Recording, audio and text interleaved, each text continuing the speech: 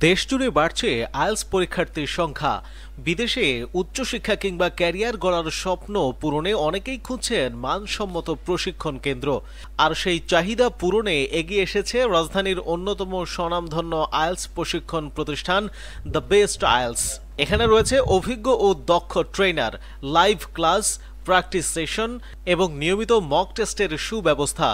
সময় ও চাহিদা অনুযায়ী class time, exclusive band score training এবং পার্সোনাল গাইডলাইনের সুযোগ থাকছে এখানেই।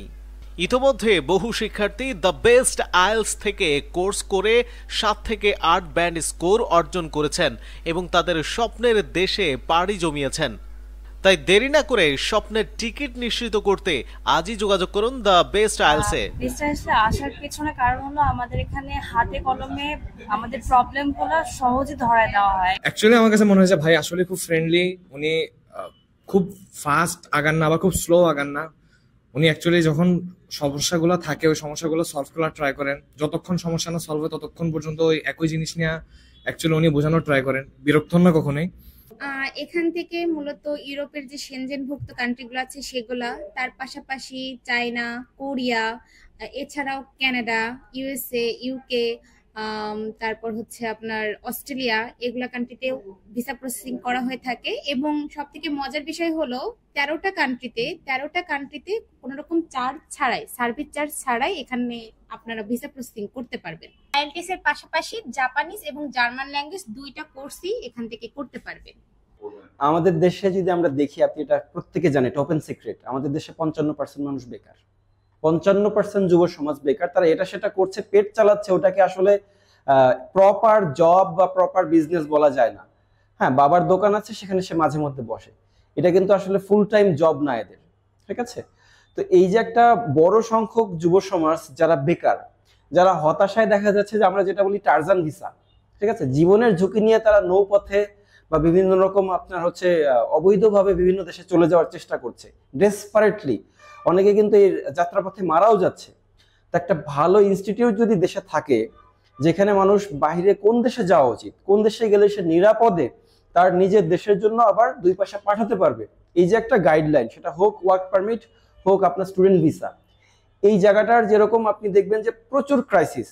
আপনি যদি এখান থেকে ফার্মগেটে যান, এখান থেকে ফার্মগেটে আপনি 100টা কোম্পানি পাবেন যারা ভিসা নিয়ে কাজ করছে, কিন্তু অধিকাংশ ক্যান্ডিডেটের আপনার হচ্ছে প্রতিষ্ঠানের টার্গেট থাকে যে কিভাবে ক্যান্ডিডেটের পকেট কেটে তাকে দেশের বাইরে পাঠানো যায়। তারপরে এবার যা হলো হলো।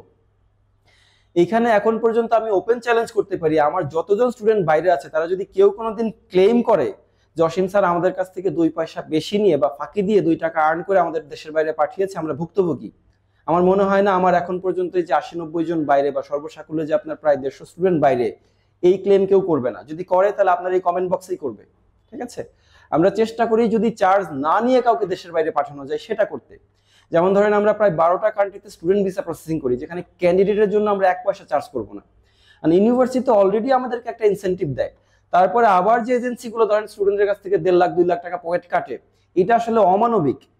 আমি চাচ্ছি দেশ থেকে এই টেন্ডেন্সিটা যদি কিছুটা কমে, এটা আমি বন্ধ করতে পারবো না, একা আমার পক্ষে এটা কখনোই বন্ধ করা সম্ভব না, তবে এটা যদি কিছুটা কমে, আমরা চেষ্টা করি একটা স্টুডেন্টের যাতে দ্বিতীয়বার পরীক্ষা দিতে না হয়, তার জন্য তাকে যতটুকুন সাপোর্ট দেওয়া। ইন হাউস মক টেস্ট, মূল ভেন্যুতে মক টেস্ট, আমরা মূল ভেন্যুতে আমার ক্যান্ডিডেটরা ধরেন 3 থেকে 4টা মক টেস্ট ফ্রি পায়, 3টা তো রেগুলারলি পায়, কারো যদি একটু বেশি প্রয়োজন হয় সেটা আমরা ব্যবস্থা করে দিই। ধানমন্ডিতে ব্রিটিশ কাউন্সিলের কোনো ভেন্যু, কোনো ক্যান্ডিডেট আপনার 3টা মক টেস্ট ফ্রি পায় না, বাট আমাদের ক্যান্ডিডেটরা পায়। আচ্ছা, এই যে একটা ফ্যাসিলিটিস এবং ভিসা পর্যন্ত তার যত সাপোর্ট, এভরিথিং ইজ হিয়ার। যেটা না বললেই না, ধরেন যে ইংরেজি না শিখে দেশের বাইরে যাচ্ছে, সে কিন্তু ওইখানে গিয়ে পার্ট টাইম জবের যে ফ্যাসিলিটিস এগুলো অ্যাভেল করতে পারবে না। ওকে, ভালো ইংরেজি না জানলে, ইংলিশ মানে প্রফিসিয়েন্সি যদি না থাকে, আপনার জবে রিক্রুটমেন্টে ইন্টারভিউ আপনি টিকবেন না। তাহলে কি হচ্ছে, ধরেন যে ছেলেটা আপনার ইনভ্যালিড একটা সার্টিফিকেট নিয়ে কানাডায় গেল, ভিসা না হয় হয়ে গেল, ঠিক আছে, তার 6 মাস 1 বছর বাপের টাকা খরচ করে ওইখানে আপনার থাকা খাওয়ার ব্যবস্থা করতে হবে। 1 বছর যদি কেউ নিজের বাবার পরিশ্রমের টাকা ওইখানে গিয়ে বসে থেকে খায়, তার সেখানে 15 থেকে 20 লাখ টাকা আপনার এক্সট্রা ইনভেস্টমেন্ট আছে, প্লাস তার সেমিস্টার।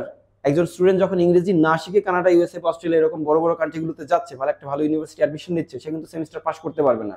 একটু যদি আমাদেরকে জানিয়ে আসে, তাহলে আমরা একটু ভালো সেটআপে, যেখানে তারা 8 থেকে 9 হাজার টাকার ভিতরে থাকা খাওয়ার পুরো ব্যবস্থা করতে পারবে, এরকম আমরা অ্যারেঞ্জ করে দিতে পারি। সেটা ছেলেদের জন্য, মেয়েদের জন্য।